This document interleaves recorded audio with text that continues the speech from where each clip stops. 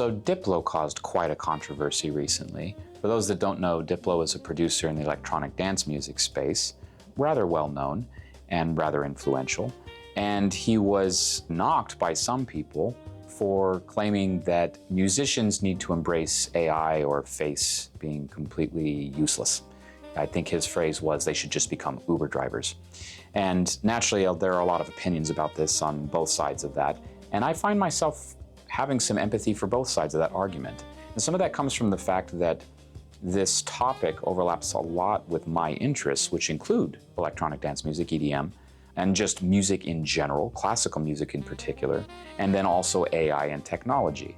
And so I understand on some level what he was saying. These are arguments that have been made by other people in different spaces as well, which are basically to say, AI is here, it's not going anywhere, and you better get used to it. And if you don't, other people will, and chances are they're going to leave you in the dust. And honestly, I think he's actually right about that. Certainly in the commercial music space, he made an argument of you can take a stand against this as a matter of principle, as a matter of artistic integrity, but you can expect to just be obsolete and get completely ignored. And while he may not strictly be wrong about that in the commercial space, I think there is some nuance to that maybe comes from my perspective as a classically trained musician, which is to say that sort of integrity issue is quite old, older than any of our present day technology, and is already the tension that exists sometimes between people that are classically trained and operate exclusively in that idiom versus people that are in the commercial space, in the popular music space. And so much of what we call popular music now really is informed by technology and generally largely has been driven by that since the mid-20th century. So there's long been this conversation of you can make music that's simpler, easier to digest, that's more palatable to more people, and you can make lots of money, and somehow maybe that's selling out, versus those who are going to write music with a great deal of rigor that is much more complicated and maybe deals with more complicated subjects and emotions and techniques and all kinds of different things, and somehow that's better because it's more academic or it's more highfalutin. And again, this is a tension that has existed for a long time.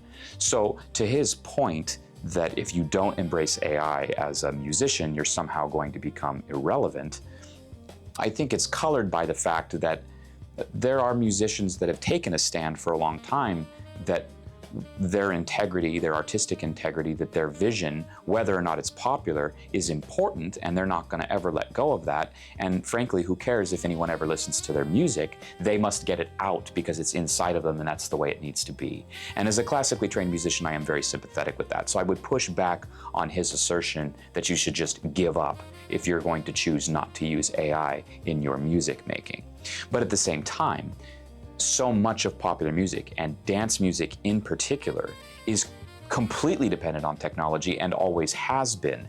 And so in a lot of ways, it's democratized music in a big way. It's brought a lot of people who don't have a huge musical background, who may not have any training whatsoever, to be able to create music without having to spend years upon years learning how to do things. There are tools that are accessible. They can even nowadays with YouTube University kind of do like a DIY thing and teach themselves how to use it, just kind of learn by doing.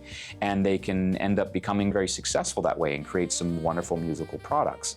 Technology has aided that. Technology has allowed people to do these kinds of things without having to spend the tens of thousands of hours that an acoustic instrument virtuoso would be required in order to be able to play at a super high level.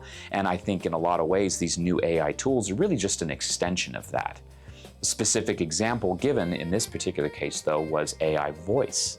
And the comment was made that these AI voices can produce a product more quickly, more cheaply, and with greater satisfaction than a live vocalist in a studio. And I think, again, there's some nuance to that. Probably not wrong in the sense of a sort of middling or low quality vocalist quite likely could be exceeded by some sort of an AI voice product.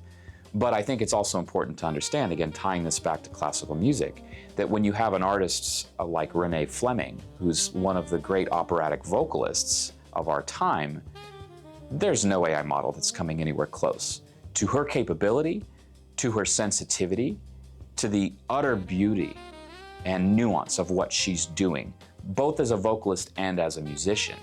So if you as a composer and a producer are interested in that level of nuance and that level of detail and that humanity ultimately, then there will always be a place in your repertoire for a human vocalist.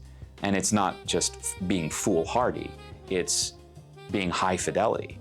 And in the music world, there are a lot of people that are audiophiles, and that really intense level of detail, that perfect speaker system, vinyl versus digital, all of these kinds of things become important because when you dig that deep, that nuance and that connection to the physical world become really important. And AI isn't really going to be able to capture that. And at some point, you may just not even enjoy listening to music that was created that way. So again, I see this maybe from both sides. I'm somewhat sympathetic to what Diplo said and wouldn't necessarily dogpile on him, but I would encourage him to look beyond commercial music into things that are being done at particularly high levels where AI really isn't going to be able to come in.